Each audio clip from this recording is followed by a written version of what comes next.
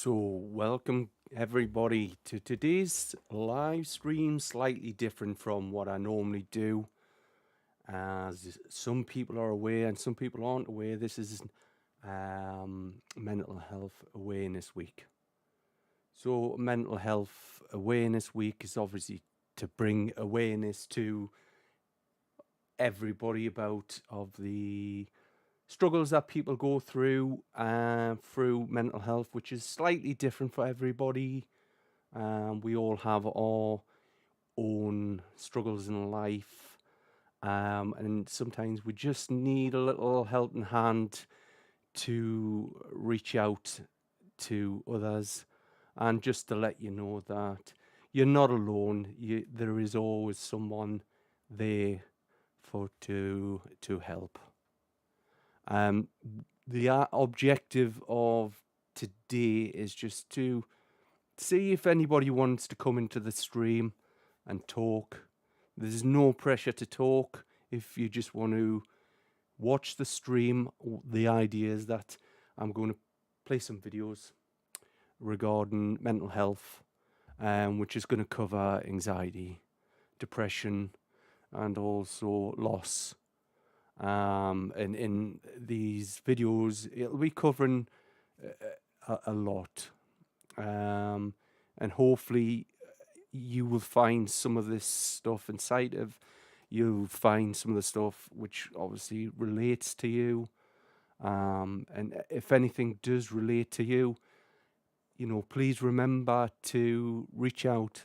You don't have to struggle alone.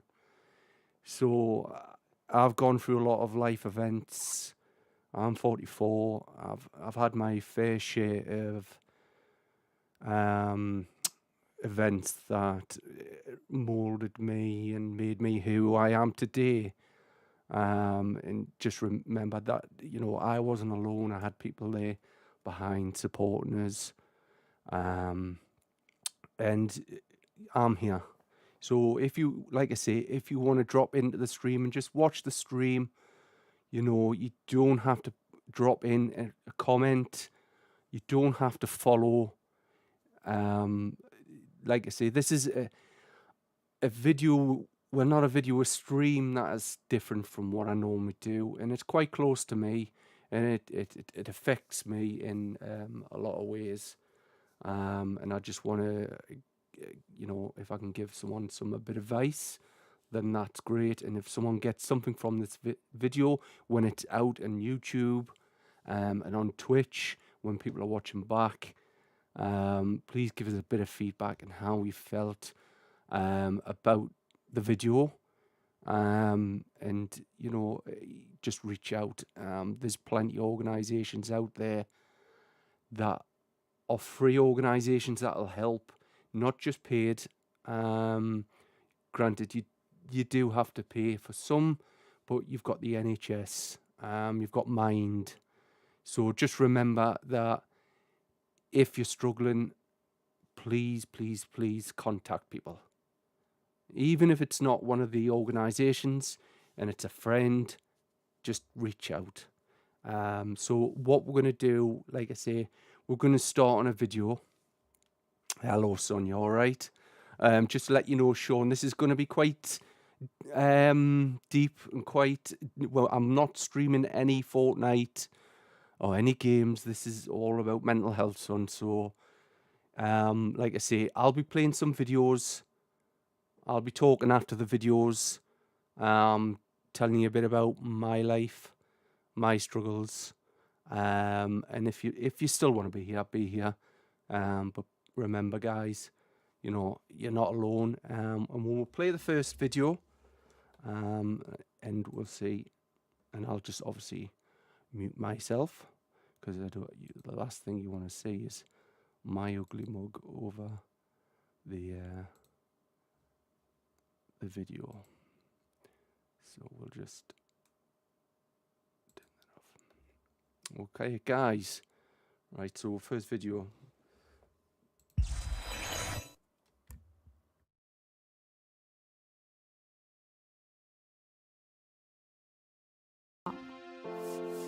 I was so uncomfortable at that party. It was hard for me to breathe, and I got all sweaty. I had to leave. I won't go to sleep or leave the house unless I've made sure the stove is off and the doors are locked. Sometimes I do this 3 or 4 times. I have to get to the airport 5 hours early. You just never know what might happen.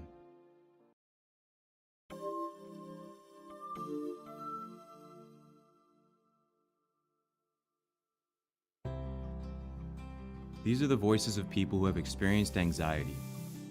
Anxiety is a common reaction to life events, like taking a final exam or speaking in front of a crowd. But when it becomes really uncomfortable and makes day-to-day life hard to live, then it's a problem, or even what we call a disorder. I know. I've lived with anxiety for a long time. My own anxiety feels like it's about everything. I worry about so many things in so many ways, and it impacts my life big time. I stress about things that are about to happen or might happen, and it means I can't really focus on where I am or who I'm with. Sometimes my heart pounds, I speak really fast, and I kind of snap at people.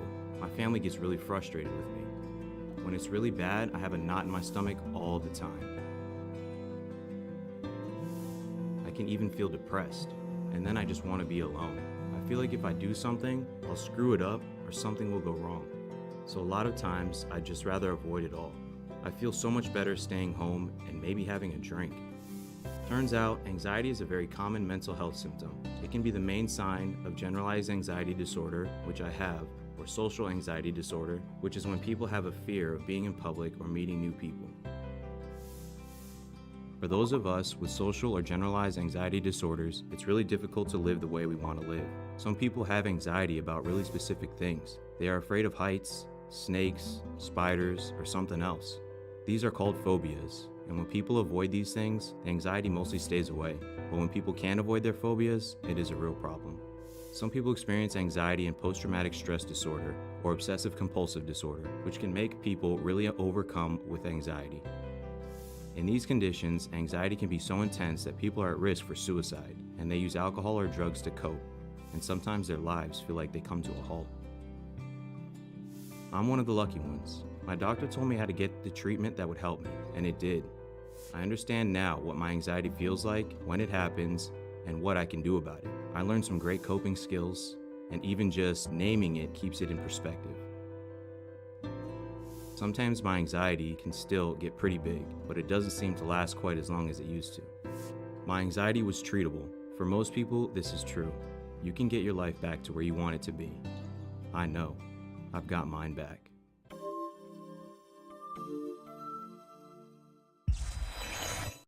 I didn't want to get better. So I didn't guys, care. I just...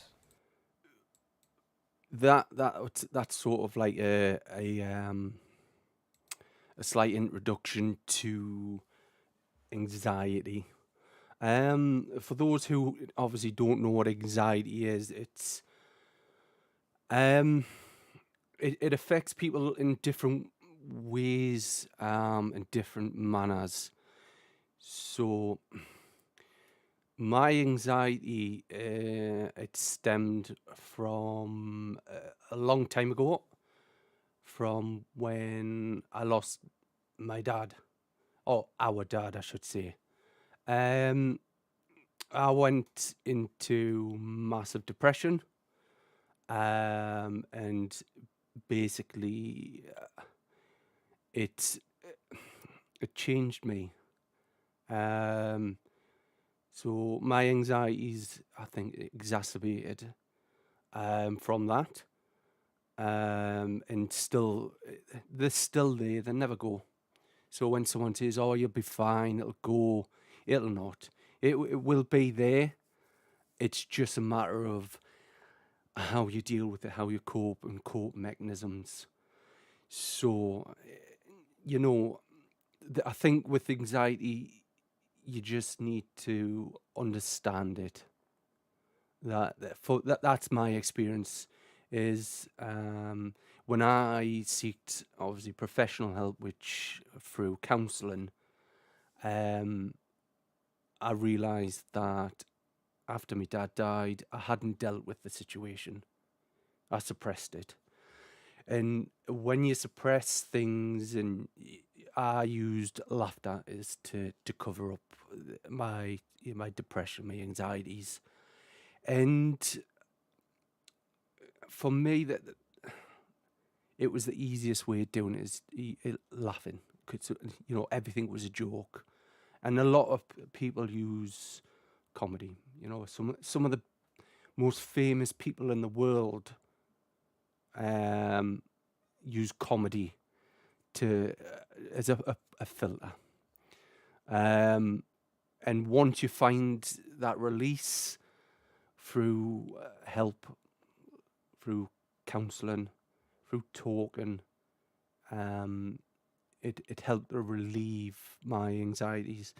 And anxieties come in different forms.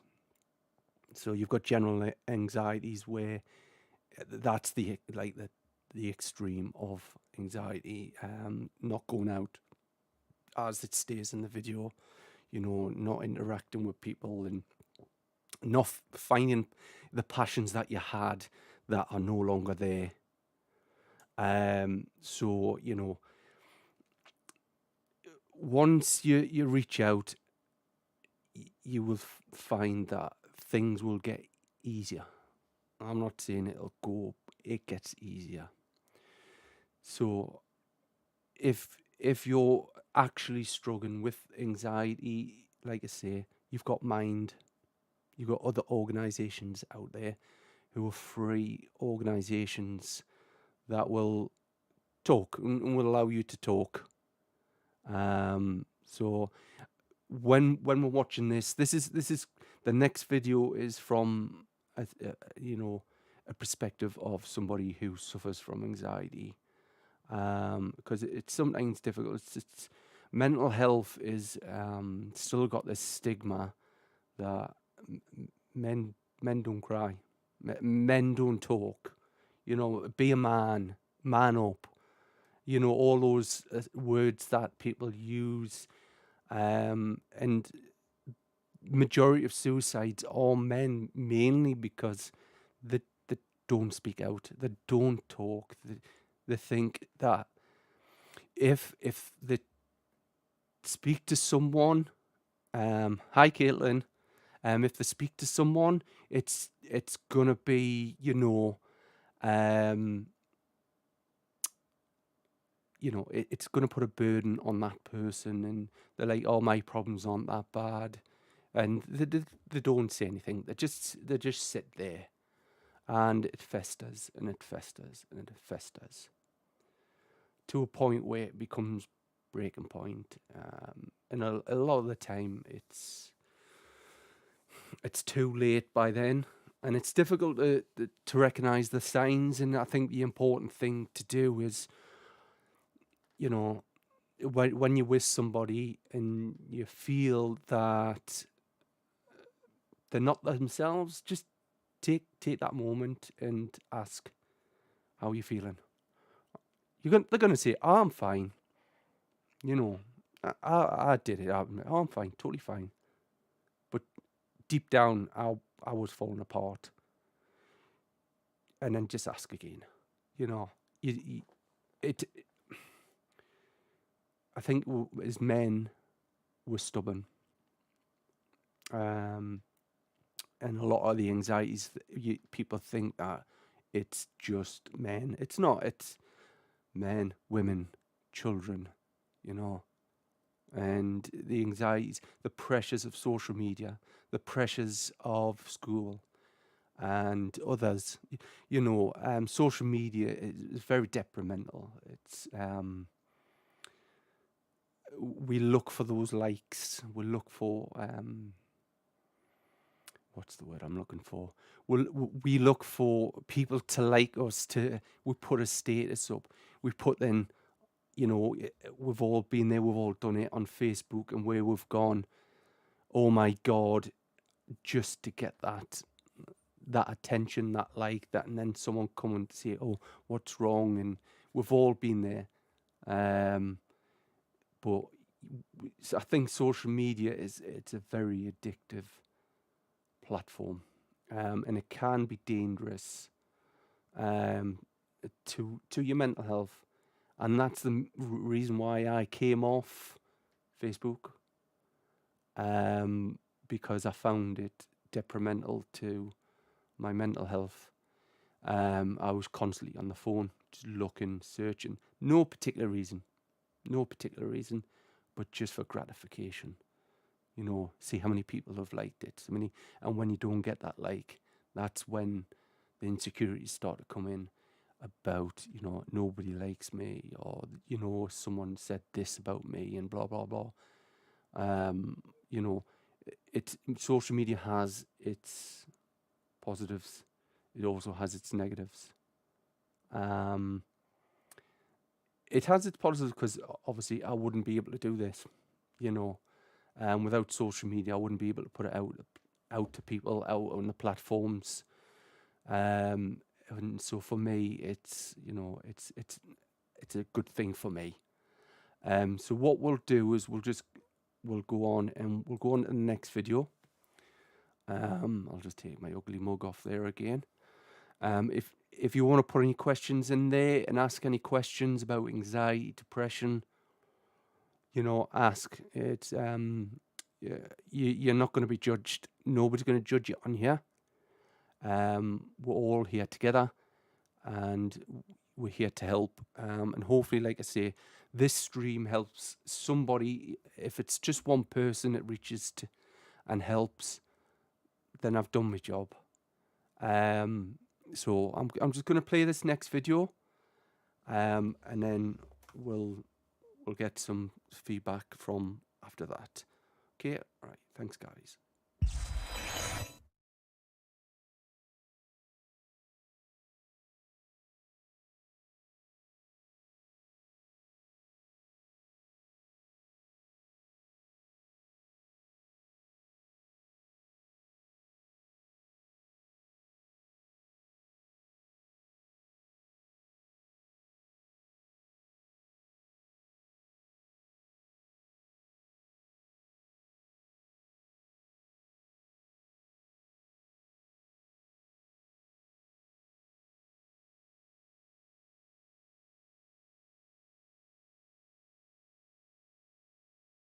GCSEs and you have to do this, you have to do that, because otherwise I didn't want to get better. I didn't care.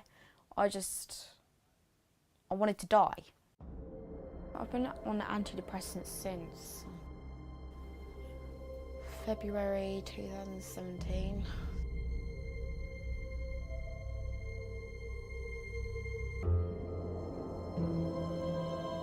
For me, they definitely didn't start working at the very beginning. I didn't really feel anything apart from hate for myself.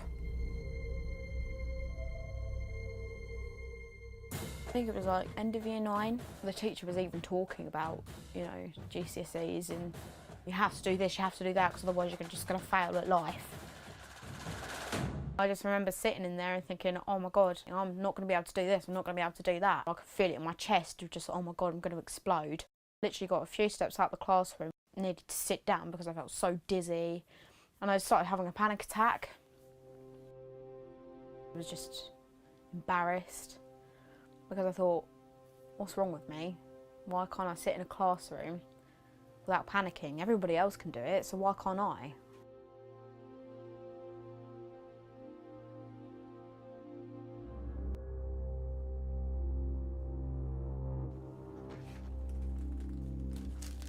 It came about being prescribed medication because me and my mum were constantly in and out of A&E. It was more just self-harming, and I ended up seeing a psychiatrist, and yeah, he just said, you know, we'll start you off on a very low dose.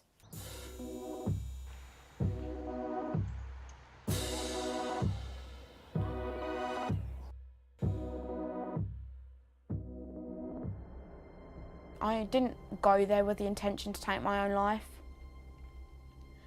but because I didn't have anyone there to kind of say, you know, look, this is okay, you can breathe, and it just all got too much because it just wasn't working, because I wasn't calming down, I was like hyperventilating. I just decided I had enough.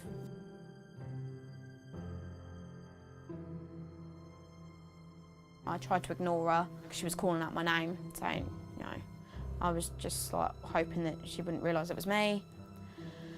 And then I finally gave in.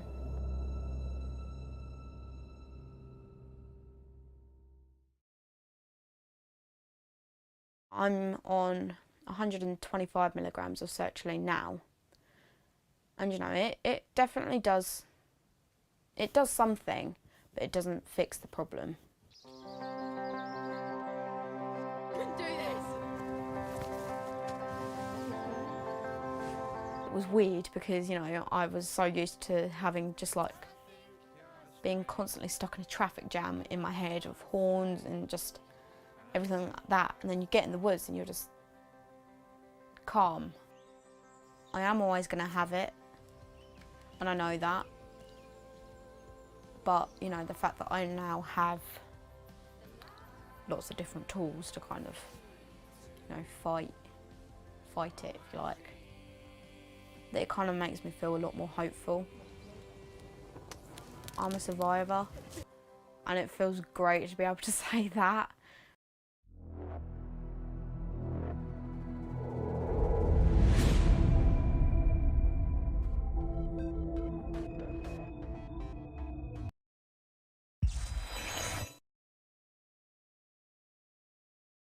So guys, we're back. Sorry about that. And thank you for Caitlin for pointing that out. I didn't realise that it had no sound. So that video was about obviously pressures of a teenager, and a lot of people will go and think, oh well, you're young, you know, you shouldn't have stress, you shouldn't have anxiety, you shouldn't have depression. But the thing is we don't know what is going on behind them closed doors. We don't know how that teenager, that child, is, you know, or what he's going through basically. I've seen firsthand how the negative way that a person is depicted can make a big difference. Bullying, you know, bullying at school. It can have a massive effect that you don't believe. You know, me and my brother were bullied at school. We'd enjoy going to school because we didn't know if we were going to be bullied. And the sad case of it is the school sort of failed us. For me, it didn't really affect me too much because I just shrug it off and just get on. But it did spoil my my want to learn, my want to go to school, which inevitably is affected how I am now. You know, yeah, and stresses of GCSEs, because there is a lot of pressure on everybody now that you've got to get this, you've got to get that. And what people don't understand is you have to do what you can do. You know your capabilities. You know your strengths, you know your weaknesses, and that's one of the things that you have to learn to do. You know, you work on your strengths first, and then I hate using the word weaknesses because it's not a weakness. It's just that you're not as strong, I think the word I would use, in that ability. And you need to build that up. And people putting you down and saying, "Oh, you're not good enough," and things like that. You're not going to get that. You'll fail. I remember one of the things that my head of year said, which stuck with me, is I wanted to be a vet. I have a love for animals. I have a passion for animals. I absolutely love it. And as some of you know, I've got my little boy, my little Henry fur baby. And in my record achievement, some of you may not know what that is. Record achievement. That's how old I am. 44. God. I left school in 1996. That's how long ago that was. But I digress. In that caption of careers, I put, I want to be a vet. I did my work experience at a veterinary school. Loved it. Absolutely loved it. And the teacher, my head of year, put in there saying, Mark will not be a vet because he will not get the grades. I mean, what kind of effect is that when you see that on your well, not your CV, on your record achievement? That's instantly gonna put doubt in your mind that you're not good enough. And I was good enough, but that instantly put in my mind thinking, oh well, this teacher doesn't think I'm good enough to do it, and I didn't think I was. And I didn't do great. I didn't do great in my exams. I didn't do great. But the one thing that I will say to anybody who's under pressure of the exams, the GCSEs, is, you know, don't put yourself under pressure. Really don't. It doesn't define you. What you get at school, what you do, yes, you could get A stars, you can do this, you can do that. And there's pressure from your parents to do it. But if you look where you could go, some people I know who've got degrees coming out their backsides, and they can't get a job in what they're doing in their field. So it goes to show you that the pressure everybody puts on you to do great and be great, granted, be great at what you're good at. Use your abilities, what you're good at. Don't allow people to put pressure. Don't allow people to put doubt in your head and say, you're never going to do that. You're not clever enough. You are. Everybody has their strengths, and everybody needs to work to those strengths. So I'm going to play the next video. So this one, it states that it may not be suitable for children. So if you want to switch off, I completely understand. So again, thank you for those who are watching and sticking with me. So we'll get into the next video, and we'll speak after it.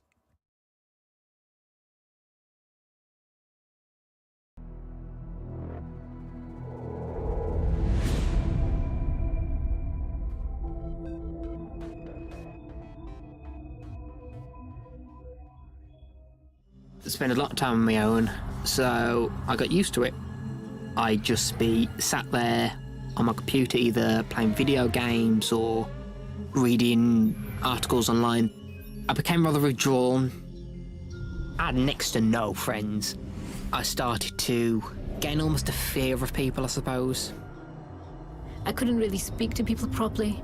I didn't have any confidence.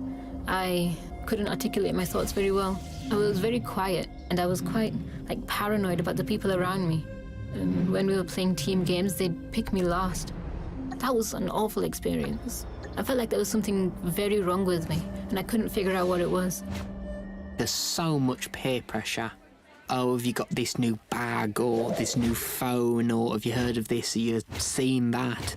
And obviously, I'm still not into half the things that normal teenagers are into today. So I felt that pressure of, I'm a complete outsider. Interacting with people was very difficult. I hadn't really had experience with just having a normal conversation with someone. I don't know what to say, I don't know what to do. I am constantly thinking, do they think I'm an idiot? Do they think I'm weird? Do they think I'm strange? All sorts of things. When I moved to the grammar school, I found that I wasn't actually at the top. I was more towards the bottom. I wasn't as good as them. They were so much better than me. And it brought on a lot of anxiety. I described it like the reactions inside the sun, because it was so intense and I didn't know what it was. It was very scary, and I remember being with my friends. I just wanted to escape. I just wanted to walk out the room, detaching myself from the environment and everything going in slow motion, finding it hard to breathe sometimes. I was in my maths lesson and I was sitting in the middle of 2 or 3 people. I couldn't hear the things around me anymore. I could hear them, but I didn't feel like I could process anything. I was looking down at my paper and looking up and looking down again. It was like everything was just quite far away. I think one of the worst times that I felt most anxious was in English class. So having to stand up and read this book felt so anxious I just completely froze. And I just couldn't get the words out physically. Like they were on the end of my tongue, but they were stuck. So I stood there for about 2 minutes. So I just sat down, and for the next half an hour of that lesson, I was just stuck in my own head in that classroom. I physically felt sick. I felt like I was in a sauna as well. I started sweating. My heart was going 70,000 miles an hour. It physically hurt. At first it started happening like maybe once every so often, and then it started increasing to once a week until I got to the point where it was happening every day. I was feeling like that all the time. Actually, a lot of people didn't believe me, or they thought I was just being a teenager. This is normal. It got worse after that, and I withdrew from my GCSEs and didn't do them due to like the severity of my mental health.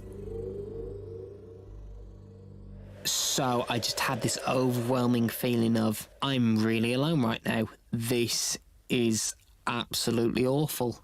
And it all just built up and physically wound me up. I almost felt like a jack-in-the-box sometimes, and how someone's slowly winding the handle slowly until I'm just going to pop. And I thought that I don't really deserve to live because I felt stressed out when I just looked at the books. I feel like a terrible human being. And then I took an overdose. I got a fast track into CAMHS, and then things started changing for the better. First, I saw a key worker who I think did an assessment on me. And then I got to see a psychiatrist. And then for over the next few months, I got to see both of them. At first it was weekly, then it was once every 2 weeks, and then it was once every month or so. That actually helped a lot because I felt supported. I felt like I could talk about things. I felt like I could just letting things out. You know, it just a release of emotions. People were listening to me. It felt like I was allowed to be unwell. And they got me to a state where I could start doing things again, or could start making my own choices and helping myself get better. It helped just to be able to talk to somebody. I could sit there and talk for the hour. I was just trying to explain to her how hard it was. I have very few friends. I feel like I'm near enough terrified of people, and it's incredibly hard. All the emotions and all the thoughts and everything constantly whirling around. At some points I just felt near enough physically dizzy. While I was talking, those normal fears of being scared and being worried about people, I didn't feel any of that anymore. I could let all this out because there was someone that not only was there, but wanted to be there.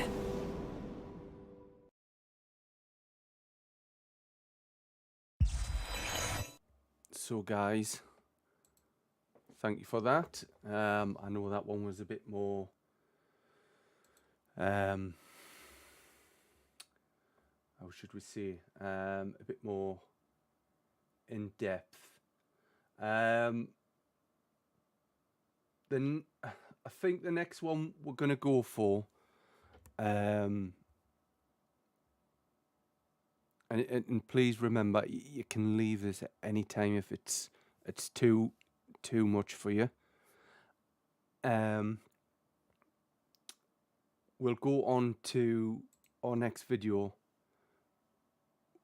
which is about how to overcome anxiety. Anxiety, for me, the way I overcome anxiety, excuse me, that's a bit blown out.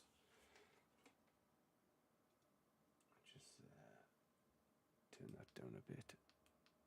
That's it. White screen. My apologies. Anxiety is dealt in different ways, and it works differently for everybody. Again, like you say, counselling for me worked. I did some called CBT, which is cognitive behavior therapy. Now with CBT, cognitive behavior therapy, you analyze your thoughts. So those thoughts in your head, and you categorize them and you analyze them to a point where something that you think may be catastrophic isn't. So instead of going in with that instant thought of, oh, this, you sit back, you look, well, why am I worrying about it? Is it affecting us? And what's the outcome of it? Sometimes taking that little bit of time out, writing it down helped me.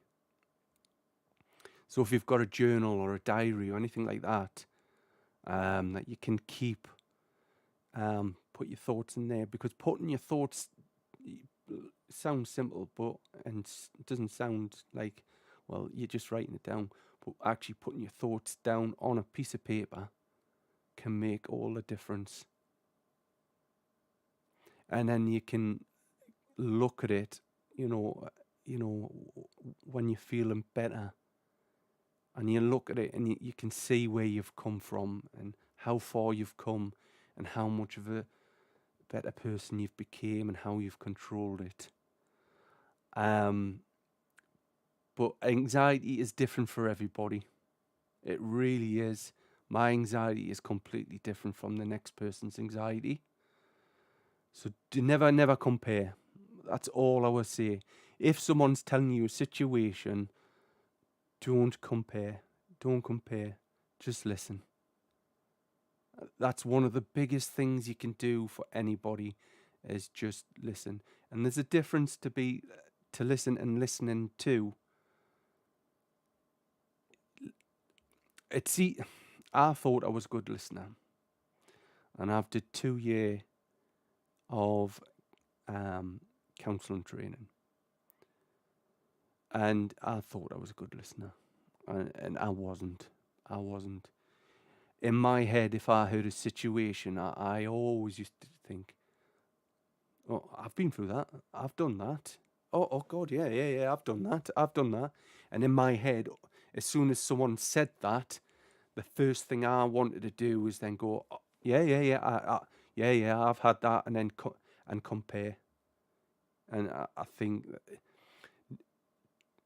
to compare your situation with somebody else's situation, it's not wrong, but it's different. So, and just understand that not everybody is in the same position, and not everybody has that luxury of, support. And we just got to remember that, to be there, to listen, and it makes a big difference. So we're going to play, next one we're going to play is how it's an interaction between a doctor, because like I say, as a disclaimer, I am not a professional. In no way, shape or form can I give you advice. This is my life advice. This is the advice as a 44-year-old man who's gone through a lot, and can give that little bit of advice to anybody who's out there. It's good for me to know that someone's watching there and someone's watching it and is going to benefit from it. So again, if you do benefit from it, drop a like. So I know if you're out there, you don't have to put your name down. Just a simple thing of watching it. Put a like on YouTube shows me that you listened and it's helped. So we'll go on to the next video and then we'll just head off from there.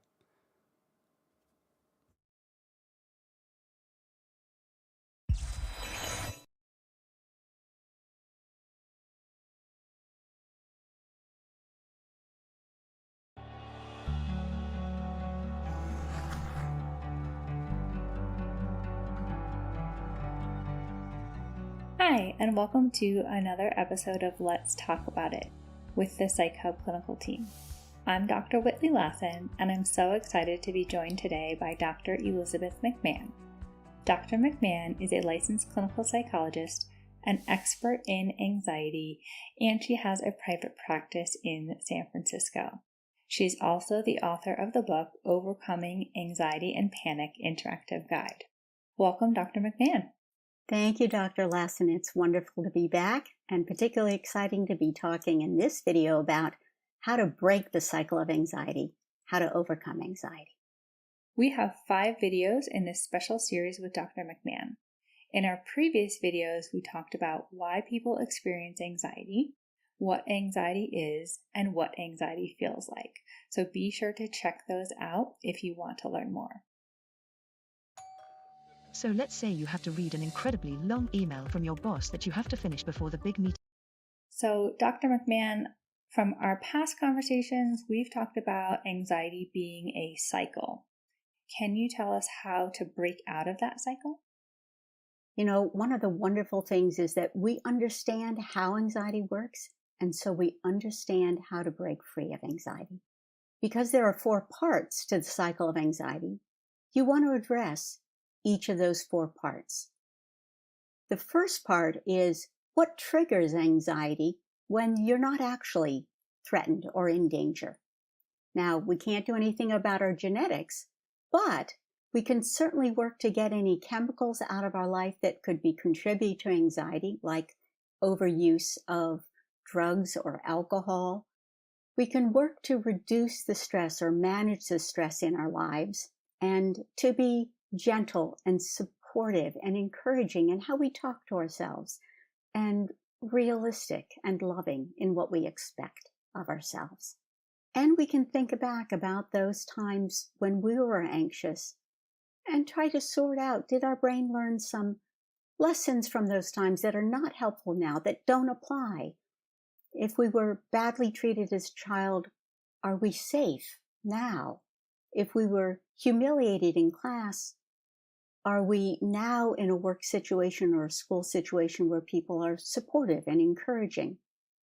If we were frightened on a plane, did the plane land safely? And can we remember that and not the fear? So the first step is to look at what might be triggering your anxiety and to do everything you can to reduce those triggers. But life happens, our triggers are going to get hit, and when they get hit, we're going to have anxiety. So the first step is to work on reducing our triggers, but anxiety is normal. What else can we do? Slow your breathing down, and rather than breathing high and tight in the chest, to breathe low and slow, using the diaphragm, it's called belly breathing. Anxiety and adrenaline triggers the fight or flight response, the sympathetic branch of the nervous system, to save your life. By breathing low and slow, using the belly, you activate the opposite branch of the nervous system, the parasympathetic, that helps you just kind of surf through the surge of adrenaline until it gets naturally broken down and used up. So we talked about our triggers and calming down our body. What about our thoughts? Right. That is the pivot point. That's where you can really shift from getting caught up in your anxiety to breaking free of the cycle anxiety. Because the way we are built, if something sends a message of threat to our primitive reacting brain, it will automatically pump out adrenaline, start to make us feel frightened or anxious, and it will flood our mind with thoughts of fear and danger. That's just how it's built. However, at this point, we can start to activate our higher human, developed, smart part of the brain, our thinking brain, our cerebral cortex. And we can step back and we can put into words, what is my reacting brain worried about? What is my fear saying is going to happen? And let's just take a look. Let's just step back. It's like our reacting brain is a little caveman bodyguard that says, run, we're gonna die. And the thinking brain kind of says, well, hold on a minute. Let's just take a look at what's actually happening. When you start to put your fears into words and then evaluate them, are they really true? Is it likely? If it did happen, how bad would it really be? How could you cope? That calms down the lower part of the brain. It activates the higher part of the brain, and it lets you decide, is this a true alarm that you need to pay attention to, or a false alarm where you need to do something entirely different? Let's say, for example, that I have diabetes and I'm feeling very shaky and trembly and anxious. I want to get the facts about my blood sugar level, because this could be a true alarm telling me my blood sugar is low and I need to eat. Or if I get the facts, it could be that my blood sugar is fine. I'm just shaky and nervous because I'm about to go on a date or make a big presentation, or I'm scared of flying and I'm about to get on the plane. It's really important to know what to do, because if it's a false alarm, you don't want to do what the anxiety tells you. You don't want to leave. You don't want to start avoiding.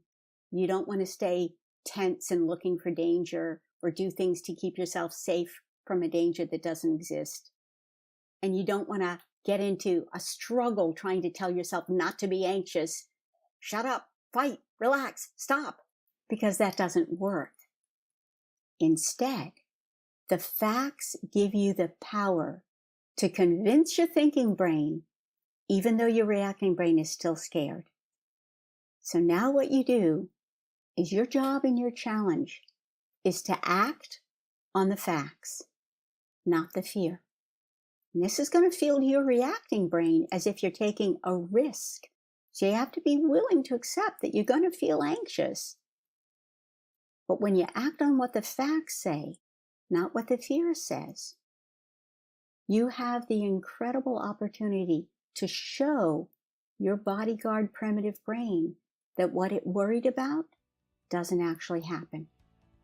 It's only through action that this brain changes. It doesn't believe what you say. It believes what you do. I'm so glad we're talking today about how possible it is to overcome anxiety and panic. Did you know that fears and phobias can also be overcome no matter how strong they are or how long you've had them? That's what we're going to talk about in our next video, so be sure to subscribe to get notified.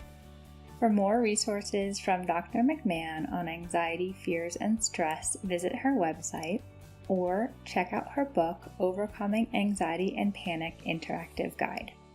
Be sure to subscribe, follow us on social, and visit psychhub.com to learn more about our Mental Health Ally certification and our CBT courses for mental health providers. Leave us comments and questions and suggestions on what you want to learn more about. Thank you so much for joining us today, Dr. McMahon.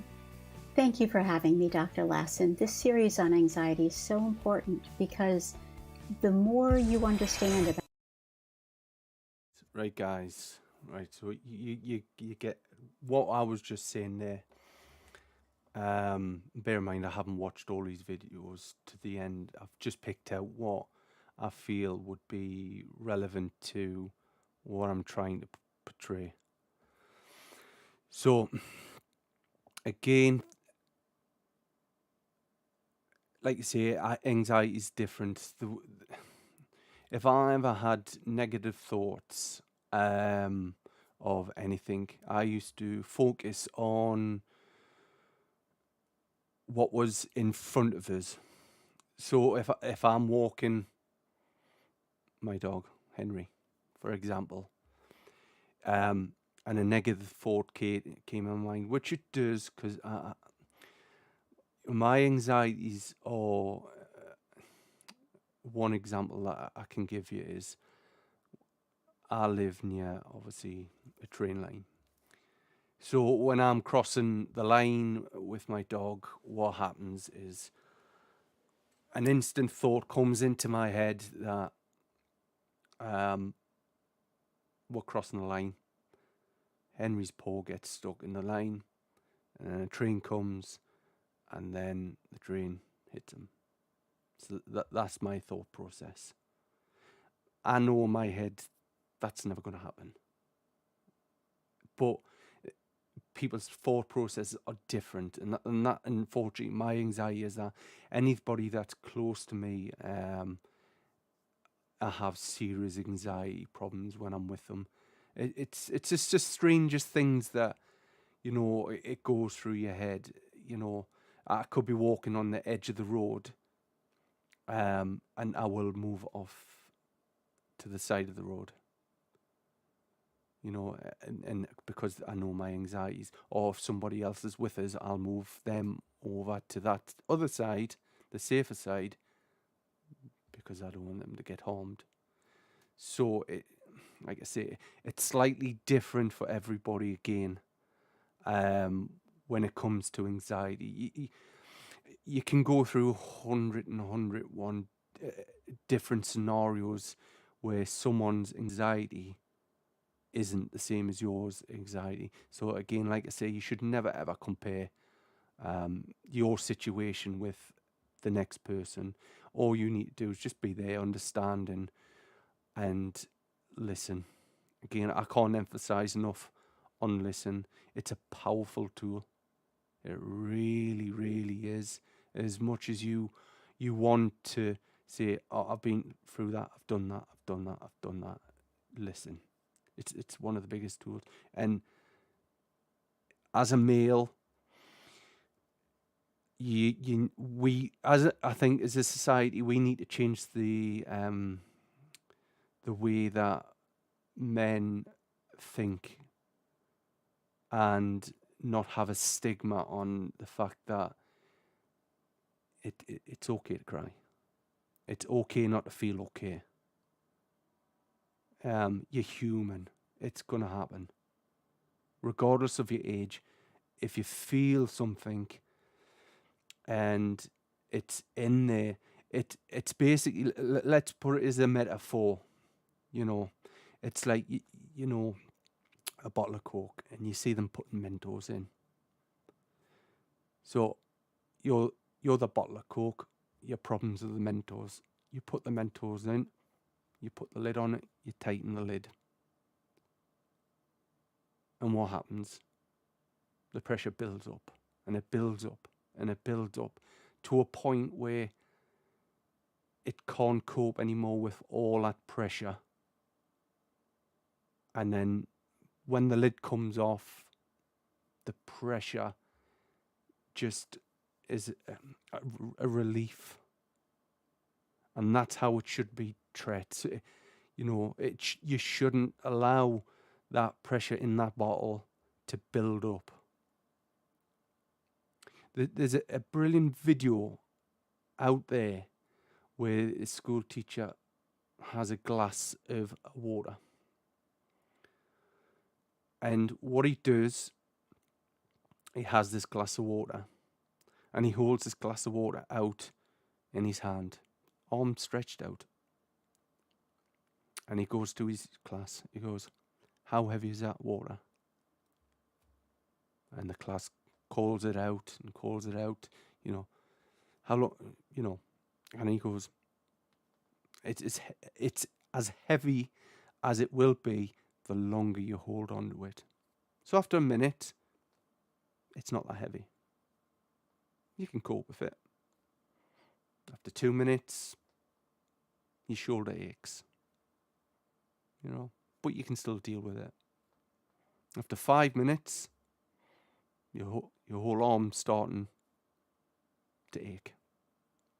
I'm holding my arm up, by the way, just in case you're wondering what I'm doing. And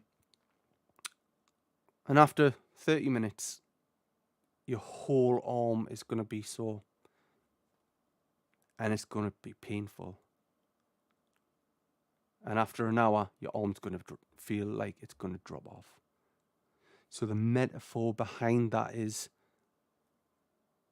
if you have that glass to lighten that load, put that glass straight down.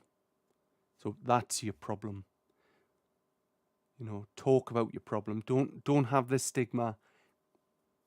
You know, big men don't cry. Men don't cry. Men do cry. I'm testament to that. I'm a big sop. I really am. And that's because I'm now at a stage where I'm actually, I understand my emotions, and I let my emotions out. I won't hold back. As in, you know, if someone upsets me, I'll let them know that they've upset me. And I think that's integral, and that's really important that you do that. You know, a simple thing of, you know, the thing you've just said to me really upset me. I feel upset by the way that you've said that. And that is really powerful, and that lifts such a pressure off, knowing you instantly got that relief. So then the next topic we're going to touch on, we've been going for an hour, and I hope everybody's, you know, finding something from this video. And like I say, I am not a professional. These are all my life experiences and what I've gone through. So the next one we're going to touch on is depression. I went through depression for a very long time, as I touched on in the video last time, when I lost my dad, or our dad, shall I say. I was in massive denial, massive depression. I was off work for a long time, and I went back to work, and the first thing someone said to us is, "You're not the same. You're not the Mark that we know." And something like that changes you. And to hold on to that as long as I did for 14 years without dealing with it, it just spiraled out of control. It really did. I couldn't. One of my ex-wives literally was screaming in my face to say something and talk, and I just couldn't. I went in complete shutdown, and that shutdown is a barrier, and it was a way for me to deal with it. It's easier just to not say something and shut down, and hoping that if I don't say anything, the problem's going to go away. But trust me, that problem didn't go away. That problem just ferments and gets bigger and bigger and bigger until it starts affecting you. And then it did it massive. We split up. And I think it was at that stage, it was what I needed. It was something that kicked us up the arse to do something about it. And one thing I will say is, when you're ready, you're ready. You know, so people can go to you, you need to go and get some help. You need to go and get help. You need to get help, but you need to do it when you're ready. You can't force it. If you're not ready to talk, you're not ready to talk. But at the same time, I'm being hypocritical here, but it's important to talk. Even if you find someone neutral and talk to. And again, you've got so much social platforms out there that you at the touch of your fingers. When I was going through that, I had nothing. I had to go to the doctors to see about getting some help with depression. And that never came. That never came. And again, because you're in that state of mind that I didn't chase it up. It was easier just to let it go and continue in the path that I was going, which was a self-destruct. And it was a basic self-destruct button by not seeking that advice and by not seeking the help. Speak to your parents and tell them how you feel. Speak to your grandma. Speak to a stranger on the street that you're sitting on the park bench to. You know, you'll feel so much better. The relief I felt after nearly 15 years of not talking and holding it in was just immense. It actually felt, I'm not exaggerating, it actually felt I was on drugs. Because it was, when you've got depression, you have peaks. And your peaks go up and down, up and down. And this peak just hit the top. And it was just like, boom, this is working. And it was grief counselling that I needed, and that was free as well. And again, there's a lot of sources and things out there that you can use. So we're going to jump on to the next video, guys. I hope this is not too long. It's this one again about depression, and these are all real life. This is not make believe.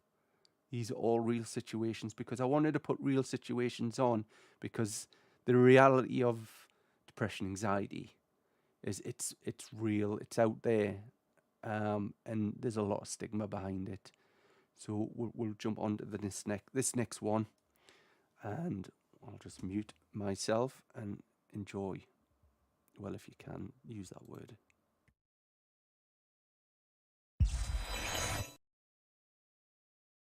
It's sort of a way of functioning.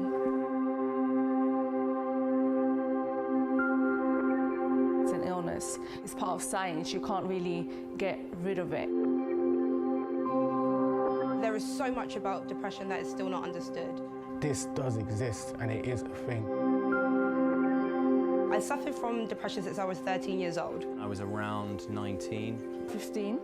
13. 14. 13. 14. My depression really kicked in. I didn't know what depression was. I'm not sure if I had even heard about it. I just knew that I felt different within myself. I felt like a bit of an outcast. I felt like I wasn't normal.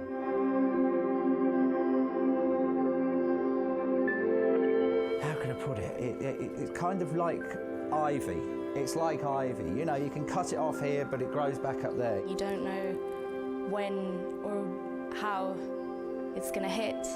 but sometimes it does, and the hardest bit is just keeping going. You feel like there is nothing in the world that's going to make you better, and you feel as though there's just no point. You can see people around you that love you and how much they love you, but you can't feel any of that love. It's crippling sometimes.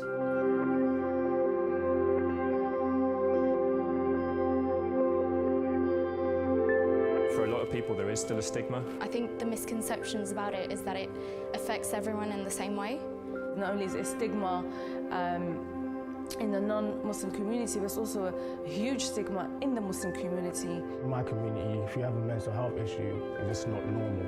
You know, in the African and Caribbean cultures, you just have to kind of get on with life.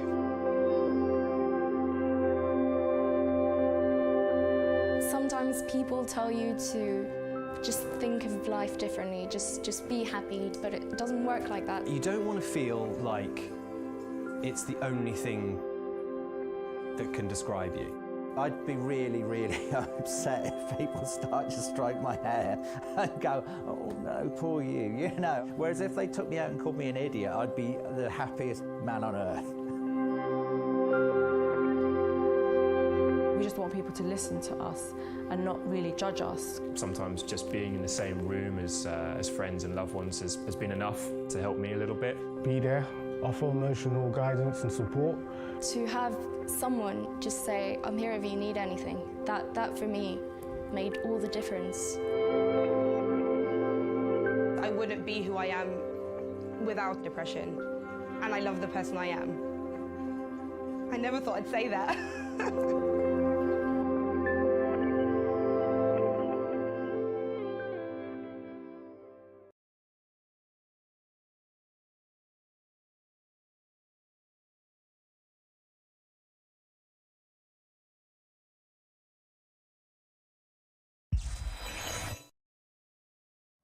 Right, guys, sorry about that. We'll just be 2 seconds to get the camera back on. There we go. Sorry about that, guys. So yeah, that touched on mental health. The next one I would like to show you is. This is going to touch on pretty much what I was talking about, which is about grief. I'll just turn this light up, guys. Sorry. Can you all see us? Please tell us if you can't see us, if I'm blown out or anything like that. Oh, it's too bright. Oh. I don't want that colour. Sorry, guys. So yes, turn that down because the screen's quite bright. So again, grief. Grief is a tough one. Like I said before, you know, it's without dealing with grief. It can devastate your life, but using the right tools, and again, there's free tools out there that will help you. For me, I wish I'd dealt with it earlier, but you can't live life on regret. These things happen. And sadly, it's part of life, and it shapes you to who you are, and I find that it makes you appreciate the little things that little bit more. The simple things, you know, of making sure you tell your loved ones that, you know, you love them, cuddle them, go and see them. Because what you don't want to do is live in regret.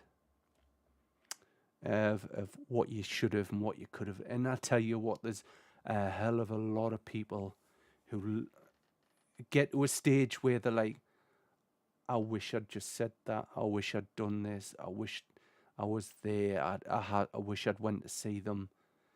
And for me, when I lost one of my best friends to cancer, I was there every day. I was there every day if I could. As much as I could be there, I was there. And when she did sadly pass away, it was in hospital, I got to say goodbye. And I know I was there for them. And it sounds horrible. I felt better knowing that she wasn't suffering, but I knew better because I took that time out. And I used to say it all the time anyway, regardless, but even more when she was diagnosed with terminal cancer. So the important thing is, you know, don't regret what you haven't done, but do everything that you can do in your powers to enjoy life, enjoy what you have, enjoy family, enjoy friends. For me, I work 4 days a week because for me,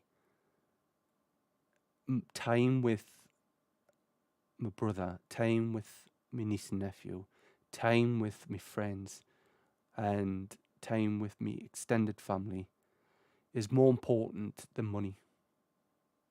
It is. It's your life is it's in perspective. I've been diagnosed with cancer, skin cancer, and if you ever want a wake up call, trust me, that's a wake up call in itself. And then 3 years ago, I got rushed into hospital with major heart problems. And now I'm currently fitted with a device which is keeping me, basically it keeps me alive. And like I say, that for me now is it's more, that's more important for me. Especially, like I say, with grief. It's a hard thing to take. It really is. But do everything in your power to not regret not doing things with your loved ones. Tell them you love them every day. Just do it. So I digress from what I was going to do. So I'm going to show this next video. And again, this touches on grief. Pardon me. So we'll start that, and hopefully this will play. So we'll do that now. Okay, see you in a bit, guys.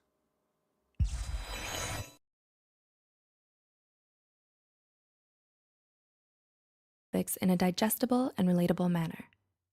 Please share our content with those who need it. It's a great way to show your support to us as well.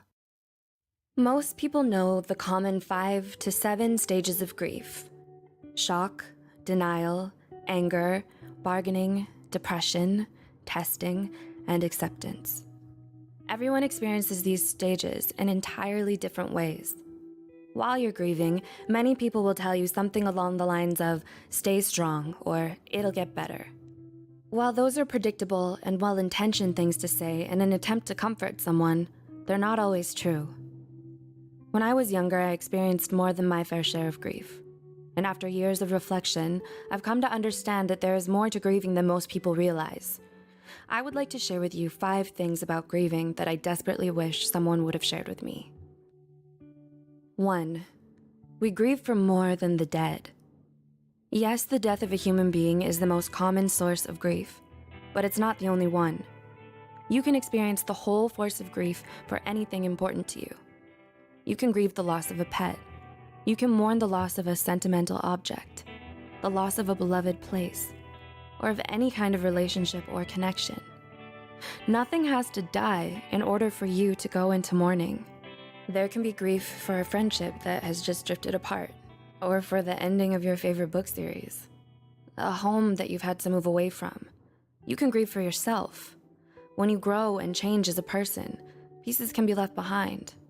Old bits of a personality and mannerisms that we can ache for all the same. Whenever something is lost, no matter what, no matter why, and it causes pain in its absence, that is grief. 2. Just stay strong typically goes hand in hand with the denial phase of grief. It's when you're told that despite all the terrible things happening to you, you must stay strong and overcome it.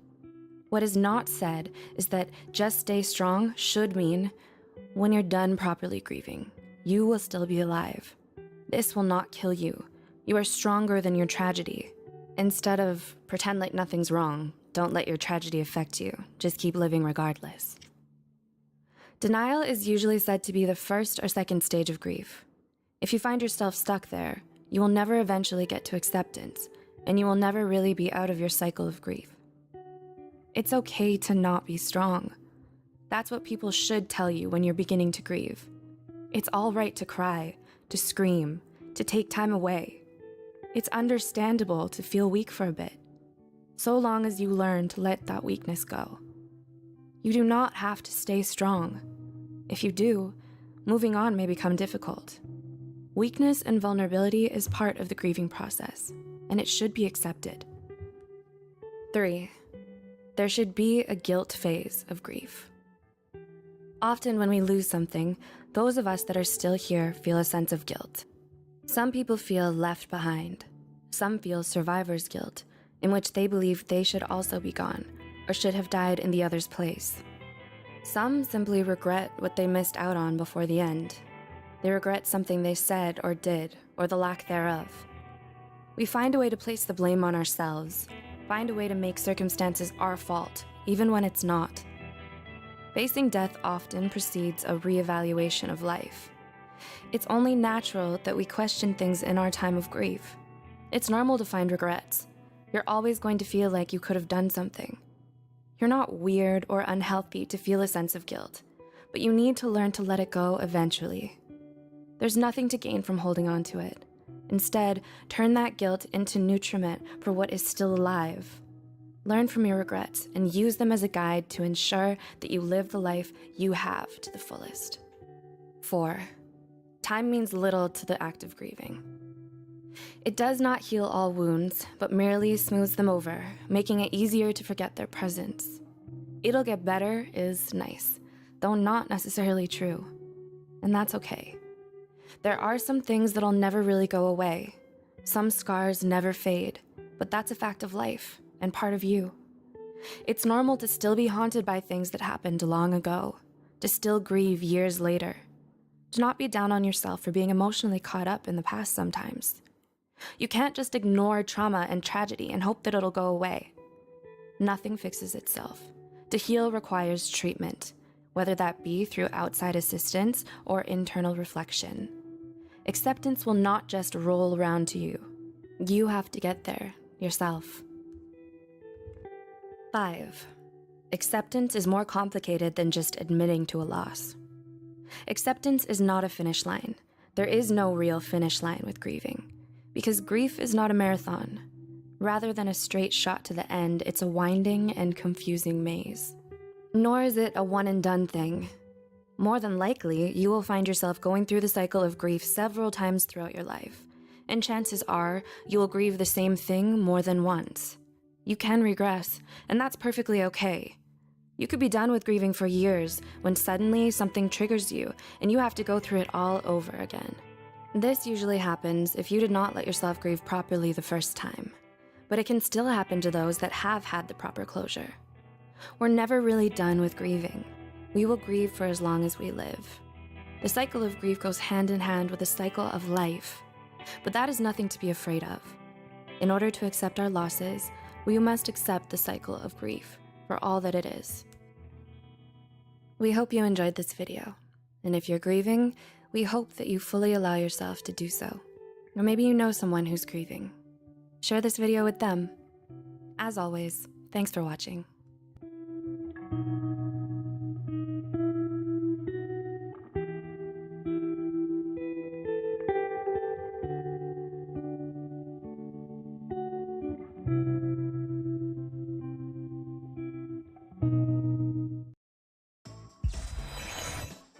More roofs to repair? Right, guys. Okay, right. I think I'm gonna call it a day on the videos. I hope some of those videos have helped you with understanding of anxiety, depression, and grief, which is the three common forms of mental health, and those forms and how it affects you. So I'd like to thank everybody who is watching and who is going to watch, and just like I say, just remember you're not alone. Reach out. There's lots on your doorstep. You've got mobile phones, and you know there's chat. There's so much. There's, like I say, we didn't have none of this technology on our doorsteps when we first, when I was going through my stage of depression, anxiety. And again, I'm no professional. So what I say is just how I feel and how it affects me. So if you're watching this till the very end, please seek help. You're not alone in your battles. Don't think for 1 second that nobody's there to support you and to guide you and help you. There is. You just need to speak out. And this is the first time I've ever did anything like this, because it's for me, it's so important about mental health. And my journey is where I am now. And that journey is, I'm happy. I'm in a good place. I have everything I want and will ever need. You don't need materials to make yourself feel good. Just you being you is everything that you need. So don't let anybody tell you that you're no good. And if you're studying for exams, don't put pressure on yourself, please. Please. Some of the most successful people out there do not have fantastic grades.